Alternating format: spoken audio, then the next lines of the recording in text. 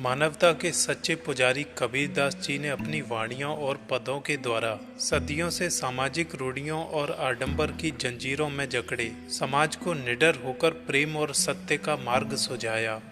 उन्होंने लोभ मोह माया में डूबे समाज को सच्चे प्रेम का आईना दिखाया। कबीरदास ने हृदय की पवित्रता का संदेश दिया और दिखावा करने वालों का विरोध किया। आज सदियों बाद भी कबीरदास जी द्वारा दी गई लोक व्यवहार की शिक्षा अनेक अर्थों में समाज का पथ प्रदर्शन कर रही है। प्रेम मार्ग को तलवार की धार पर चलने जैसा बताकर भी कबीरदास जी ने प्रेम को सर्वोपरि माना। ऐसा ही प्रेम सद्गुरु और शिष्य के बीच होता है। सद्गुरु ही सांसारिक झूठे रिश्तों के मोह बंधन को काटकर भक्त को उसके भीतर बैठे परमात्मा के दर्शन कराता है। आज हम कबीरदास के ऐसे ही अनूठे पदों को हिंदी में आप तक ला रहे हैं, जिसमें सांसारिक रिश्तों के कच्चेपन का उजागर करते हुए मानव मात्र को प्रेम और सच्चाई के मार्ग पर चलने की सीख दी गई है। कबीरदास के दोहों की इस अतुल्य धरोहर को मैं अपनी वाणी से आप सबके समक्ष हिंदी भाषा में पेश कर रहा हूँ। ये जो शरीर है वो जहर से भरा हुआ है और गुरु अमृत की खान है। अगर मैं इस पूरी धरती के बराबर बड़ा कागज बनाऊं और दुनिया के सभी वृक्षों को कलम बना लूं और सातों समुद्रों के बराबर स्याही बना लूं, तो भी गुरु के गुणों को लिखना संभव नहीं है। कबीरदास जी कहते हैं कि इंसान को ऐसी भाषा बोलनी चाहिए जो सुनने वाले के मन को बहुत अच्छी लगे। ऐसी भाषा दूसरे लोगों को तो सुख पहुंचाती ही है, इसके साथ ही खुद को भी बड़े आनंद का अनुभव होता है। खजूर का पेड़ बेशक बहुत बड़ा होता है, लेकिन ना तो वो किसी को छाया देता है और फल भी बहुत ऊंचाई पर लगता है। इसी तरह अगर आप किसी का भला नहीं कर पा रहे तो ऐसे बड़े होने से आपका कोई फायदा नहीं है। निंदा करने वाले लोगों को हमेशा अपने पास रखना चाहिए, क्योंकि ऐसे लोग अगर आपके पास रहेंगे तो आपकी बुराइयां आपको बताते रहेंगे और आप आसानी से अपनी गलतियां सुधार सकते हैं। इसलिए निंदक लोग इंसान का स्वभाव शीतल बना देते हैं। मैं सारा जीवन दूसरों की बुराइयां देखने में लगा रहा, लेकिन जब मैंने खुद अपने मन में झांक कर देखा तो पाया कि मुझसे बुरा कोई इंसान नहीं है। मैं ही सबसे स्वार्थी और बुरा हूँ। अर्थात हम लोग दूसरों की बुराइयां बहुत देखते हैं, लेकिन अगर आप खुद के अंदर झांक कर देखें तो पाएंगे कि हमसे बुरा कोई इंसान नहीं है। दुख में हर इंसान ईश्वर को याद करता है, लेकिन सुख में सब ईश्वर को भूल जाते हैं। अगर सुख में भी ईश्वर को याद करो तो दुख कभी आएगा ही नहीं। जब कुम्हार बर्तन बनाने के लिए मिट्टी को रौंद रहा था तो मिट्टी कुम्हार से कहती है, तू मुझे रौंद रहा है, एक दिन ऐसा आएगा जब तू इसी मिट्टी में विलीन हो जाएगा और मैं तुझे रौंदूंगी। इंसान की इच्छाएं एक पानी के बुलबुले के समान हैं, जो पल भर में बनती हैं और पल भर में खत्म। जिस दिन आपको सच्चे गुरु के दर्शन होंगे, उस दिन ये सब मोह माया और सारा अंधकार छिप जाएगा। तिल के अंदर तेल होता है और आग के अंदर रोशनी होती है। ठीक वैसे ही हमारा ईश्वर हमारे अंदर ही विद्यमान है। अगर ढूंढ सको तो ढूंढ लो। जहाँ दया है वहीं धर्म है, और जहाँ लोभ है वहाँ पाप है, और जहाँ क्रोध है वहाँ सर्वनाश है, और जहाँ क्षमा है वहाँ ईश्वर का वास है। जिस इंसान के अंदर दूसरों के प्रति प्रेम की भावना नहीं है, वो इंसान पशु के समान है। कमल जल में खिलता है और चंद्रमा आकाश में रहता है, लेकिन चंद्रमा का प्रतिबिंब जब जल में चमकता है तो कबीरदास जी कहते हैं कि कमल और चंद्रमा में इतनी दूरी होने के बावजूद भी दोनों कितने पास हैं। जल में चंद्रमा का प्रतिबिंब ऐसा लगता है जैसे चंद्रमा खुद कमल के पास आ गया हो। वैसे ही जब कोई इंसान ईश्वर से प्रेम करता है तो ईश्वर स्वयं चलकर उसके पास आ जाते हैं। अगर आपका मन शीतल है तो दुनिया में कोई आपका दुश्मन नहीं बन सकता। कबीरदास जी कहते हैं कि अब तक जो समय गुजारा है वो व्यर्थ गया। ना कभी सज्जनों की संगति की और ना ही कोई अच्छा कार्य किया। प्रेम और भक्ति के बिना इंसान पशु के समान है। और भक्ति करने वाले इंसान के हृदय में भगवान का वास होता है।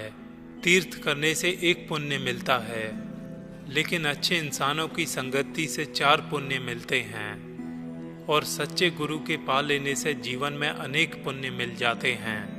लोग रोजाना अपने शरीर को साफ करते हैं, लेकिन मन को कोई साफ नहीं करता। जो इंसान अपने मन को साफ करता है वही सच्चा इंसान कहलाने लायक है। प्रेम कहीं खेतों में नहीं उगता और ना ही प्रेम कहीं बाजार में बिकता है। जिसको प्रेम चाहिए उसे अपना क्रोध, काम, इच्छा और भय त्यागना होगा। जब मेरे अंदर अहंकार था तब मेरे हृदय में ईश्वर का वास नहीं था, और अब मेरे हृदय में ईश्वर का वास है तो मेरे अंदर अहंकार नहीं है। जब से मैंने गुरु रूपी दीपक को पाया है तब से मेरे अंदर का अंधकार खत्म हो गया है। आप कितना भी नहा धो लीजिए, लेकिन अगर मन साफ नहीं हुआ तो उस नहाने का कोई फायदा नहीं।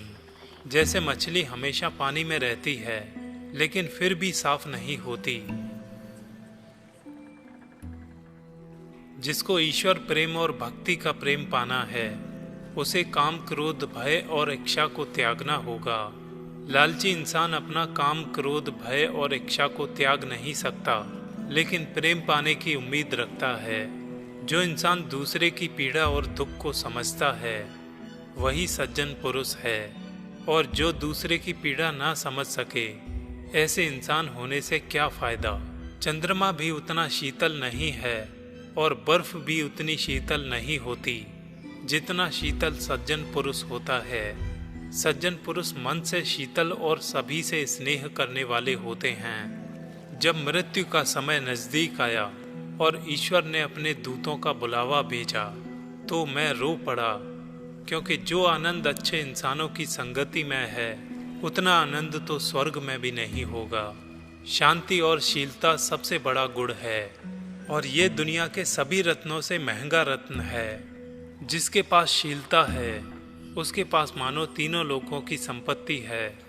मक्खी पहले तो गुड़ से लिपटी रहती है, अपने सारे पंख और मुंह गुड़ से चिपका लेती है, लेकिन जब उड़ने का प्रयास करती है तो उड़ नहीं पाती, तब उसे अफसोस होता है। ठीक वैसे ही इंसान भी सांसारिक सुखों में लिपटा रहता है और अंत समय में अफसोस करता है। ये संसार तो माटी का है। आपको ज्ञान पाने की कोशिश करनी चाहिए, नहीं तो मृत्यु के बाद जीवन और फिर जीवन के बाद मृत्यु, यही क्रम चलता रहेगा। कड़वे बोल बोलना सबसे बुरा काम है। कड़वे बोल से किसी बात का समाधान नहीं होता। वहीं सज्जन विचार और बोल अमृत के समान हैं। जो इस दुनिया में आया है उसे एक दिन जरूर जाना है, चाहे राजा हो या फकीर, अंत में सभी को एक ही घाट हो जाना है। ऊंचे कुल में जन्म तो ले लिया, लेकिन अगर कर्म ऊंचे नहीं हैं तो ये तो वही बात हुई जैसे सोने के लोटे में जहर भरा हो। इसकी चारों ओर निंदा ही होती है। रात को सोते हुए गवा दिया, दिन को खाते हुए गवा दिया। आपको जो ये अनमोल जीवन मिला है वो कौड़ियों में बदला जा रहा है। कौआ किसी का धन नहीं चुराता, लेकिन फिर भी कौआ लोगों को पसंद नहीं होता। वहीं कोयल किसी को धन नहीं देती, लेकिन सबको अच्छी लगती है। ये फर्क है बोली का। कोयल मीठी बोली से सबके मन को हर लेती है। तिनके को पांव के नीचे देखकर उसकी निंदा मत करिए, क्योंकि हवा में उड़कर वही तिनका आंखों में चला गया तो बहुत तकलीफ देता है। वैसे ही किसी कमजोर या गरीब व्यक्ति की निंदा नहीं करनी चाहिए। दुनिया का हर काम धीरे धीरे ही होता है, इसलिए सब्र कर। जैसे माली चाहे कितने भी पानी से बगीचे को सींच ले, लेकिन वसंत ऋतु आने पर ही फूल खिलते हैं। धन और इंसान का मन कभी नहीं मरा। इंसान मरता है, शरीर बदलता है, लेकिन इंसान की इच्छा और ईर्ष्या कभी नहीं मरती। जब हम पैदा हुए थे उस समय सारी दुनिया खुश थी और हम रो रहे थे।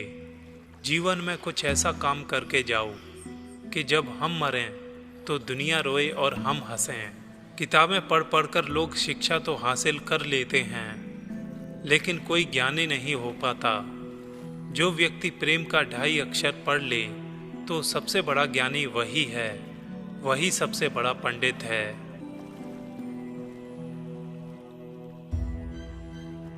किसी विद्वान व्यक्ति से उसकी जाति नहीं पूछनी चाहिए, बल्कि ज्ञान की बात करनी चाहिए।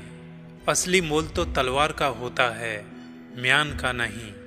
जो लोग लगातार प्रयत्न करते हैं, मेहनत करते हैं, वह कुछ न कुछ पाने में जरूर सफल हो जाते हैं। जैसे कोई गोताखोर जब गहरे पानी में डुबकी लगाता है तो कुछ न कुछ लेकर जरूर आता है, लेकिन जो लोग डूबने के भय से किनारे पर ही बैठे रहे हैं, उनको जीवन पर्यंत कुछ नहीं मिलता। इंसान की फितरत कुछ ऐसी है कि दूसरों के अंदर की बुराइयों को देखकर उनके दोषों पर हंसता है, लेकिन अपने दोषों पर कभी नज़र नहीं जाती। छोटी से छोटी चीज़ की भी कभी निंदा नहीं करनी चाहिए, क्योंकि वक्त आने पर छोटी चीज़ें भी बड़े बड़े काम कर जाती हैं। ठीक वैसे ही जैसे एक छोटा सा तिनका पैरों तले कुचल जाता है, लेकिन आंधी चलने पर अगर वही तिनका आंखों में चला जाए तो बड़ी तकलीफ देता है। ज़्यादा बोलना अच्छा नहीं है और ना ही ज़्यादा चुप रहना भी अच्छा है। जैसे ज़्यादा बारिश अच्छी नहीं होती, लेकिन बहुत ज़्यादा धूप भी अच्छी नहीं होती।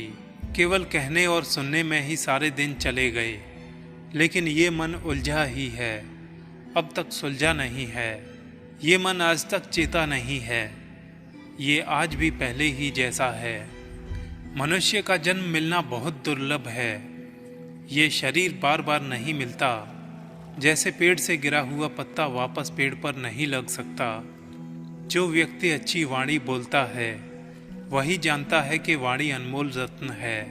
इसके लिए हृदय रूपी तराजू में शब्दों को तौलकर ही मुख से बाहर आने दें। सज्जन पुरुष किसी भी परिस्थिति में अपनी सज्जनता नहीं छोड़ते, चाहे कितने भी दुष्ट पुरुषों से क्यों न घिरे रहें। ठीक वैसे ही जैसे चंदन के वृक्ष से हजारों सर्प लिपटे रहते हैं, लेकिन वो कभी अपनी शीतलता नहीं छोड़ता।